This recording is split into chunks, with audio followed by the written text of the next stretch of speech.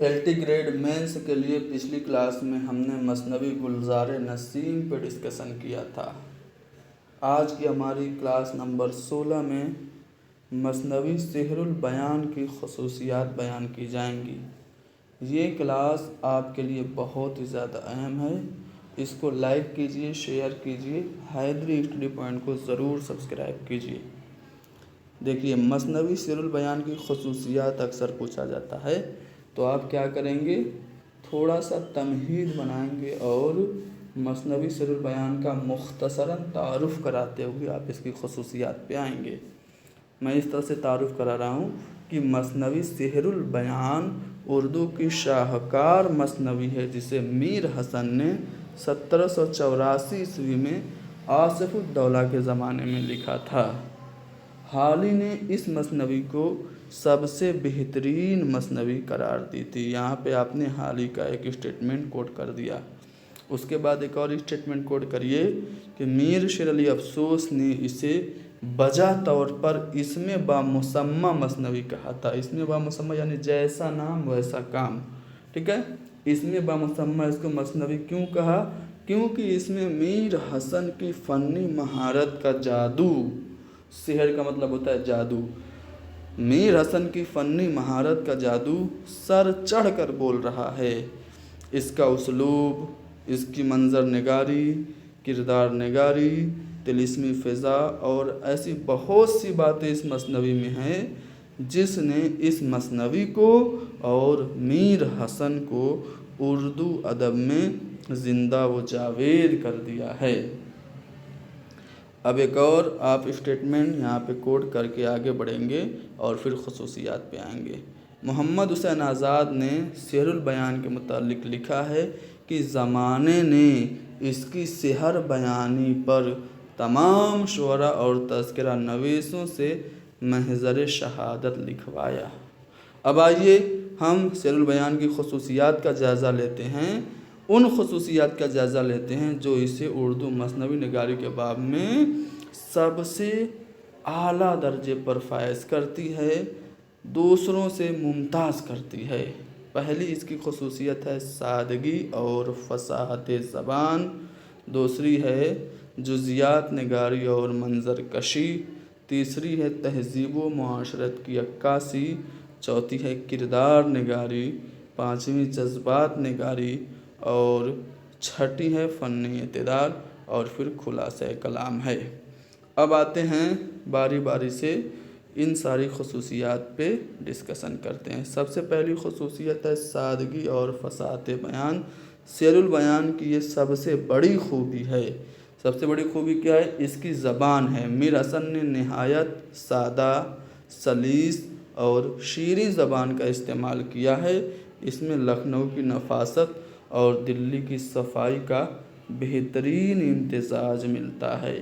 پیچیدہ تشبیہات کے بجائے روز مرہ کی بول چال نے اسے سحر یعنی کہ جادو بنا دیا، اسے بیان کا جادو بنا دیا، ٹھیک ہے۔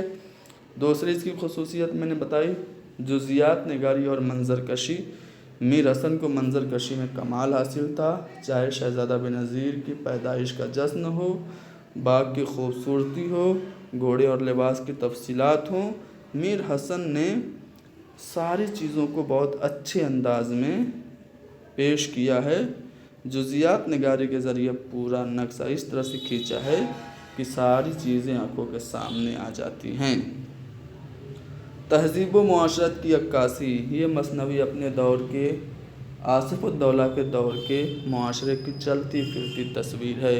اس میں اس وقت کے رسم و رواج، لباس، زیورات، کھانوں، نشست و برخاست اور شاہی دربار کے آداب کی اتنی مکمل تفصیل ہے کہ اسے اس عہد کی تہذیبی دستاویز کہا جا سکتا ہے۔ اگلی اس کی خصوصیت ہے کردار نگاری۔ میر حسن نے کرداروں کو گوشت پوست کے انسانوں کے روپ میں پیش کیا ہے۔ بینظیر اس کا مرکزی کردار ہے، جو کہ ایک روایتی شہزادہ ہے، حسن و عشق کا پیکر ہے، اور اس کی ہیروئن جو ہے وہ بدر منیر ہے، جو کہ ایک باوقار اور شرمیلی شہزادی ہے۔ اس مثنوی کا سب سے متحرک اور جاندار کردار وزیر زادی نجم النساء ہے، جو کہ اپنی ذہانت، چالاکی اور ہمت سے ہر ایک پہیلی کو سلجھا لیتی ہے۔ اب جذبات نگاری کی بات کرتے ہیں تو انسانی جذبات، خاص طور پر ہجر و وصال، خوشی اور غم کی کیفیات کو میر حسن نے بڑے مؤثر انداز میں پیش کیا۔ یہ میر حسن یہ پردادا تھے میر انیس کے، تو میر انیس نے انہی سے جذبات نگاری سیکھی ہوگی، ٹھیک ہے۔ تو جذبات نگاری کو بڑے مؤثر انداز میں پیش کیا۔ جب شہزادہ جدا ہوتا ہے تو بادشاہ اور ملکہ کے دکھ کی تصویر کشی اس طرح سے کرتی ہیں کہ وہ دل کو چھو جاتی ہے۔ ایک اور یہاں پہ شعر کوٹ ہے جس سے آپ کو جذبات نگاری کا اندازہ ہوگا۔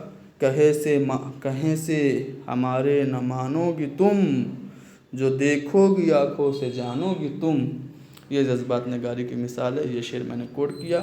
آگے بڑھتے ہیں۔ فنی اعتدال اس مثنوی میں قصے کا تسلسل کہیں سے نہیں ٹوٹنے پاتا ہے۔ ما فوق الفطرت عناصر اس میں ہیں، جیسے پریاں اور جنات وغیرہ ہیں، لیکن اس کے باوجود بھی میر حسن نے انسانی فطرت اور منطق کا دامن ہاتھ سے نہیں چھوڑا ہے، جس کی وجہ سے قصہ سے اجنبیت محسوس نہیں ہوتی ہے۔ تو یہ 5-6 خصوصیات ہم نے بیان کر دی۔ اب خلاصہ کلام یہ ہے کہ یہ مثنوی مکالمہ نگاری، جذبات نگاری، منظر نگاری، کردار نگاری ہر اعتبار سے کامیاب و مکمل ہے۔ یہ اردو کی بے مثل مثنوی ہے جس کی کوئی نظیر نہیں ہے۔ اسے بجا طور پر بیان کا جادو یعنی کہ سحر البیان کہا جاتا ہے، کیونکہ اس کے اسلوب نے قاری کے ذہن پہ جادو سا کر دیا ہے۔ یہ جو باتیں میں نے بولی ہے اس کو بھی آپ لکھ سکتے ہیں۔ امید ہے آپ کو یہ چھوٹی سی ویڈیو پسند آئی ہوگی۔ مزید ویڈیوز ہم آپ کو پرووائڈ کرتے رہیں گے، لیکن آپ لوگ میرے اوپر ہی ڈیپینڈنٹ مت رہیے، سیلف اسٹڈی کرتے رہیے، خود سے لکھنے کی پریکٹس بھی کرتے رہیے، ٹھیک ہے۔ Practice makes man perfect. Practice سے آپ جب ڈیلی کم سے کم 30 پیجز لکھیں گے تو آپ کو بہت فائدہ ہوگا امتحان میں۔ کرت کرت ابھیاس کے جڑمت ہوت سجان، تو ابھیاس کرتے رہیے۔ بیسٹ آف لک سب کو امتحان کے لیے، نیک خواہشات۔ اللہ آپ سب کو امتحان میں کامیاب کرے۔